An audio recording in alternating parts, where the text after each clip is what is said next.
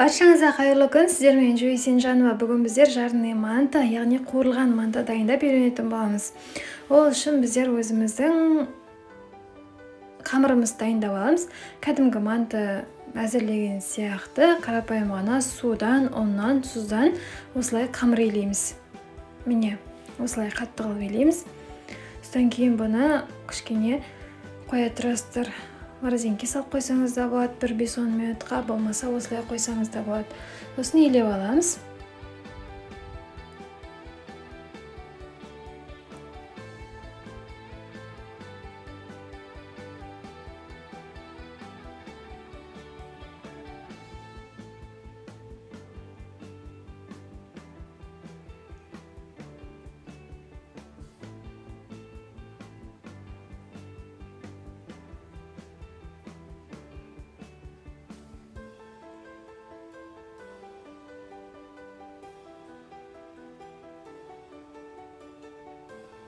Илегеннен кейін осылай дөңгелек форма жасаймыз. Мен осылай жасадым, сіздер басқаша жасасаңыздар да болады.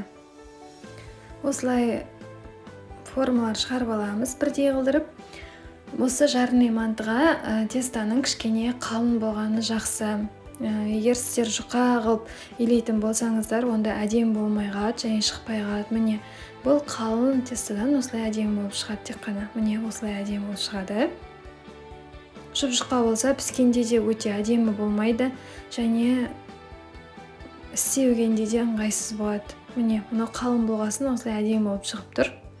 Сосын осыны кәдімгідей парыға қойып пісіріп аламыз, манты пісірген сияқты. Міне біздің мантымыз дайын. Енді осыны бауырсақ қуырған сияқты майға қуырып аламыз. Қызарса болды, оны көп қуырып керек емес. Өте дәмді болып шығады, міндетті түрде істеңіздер.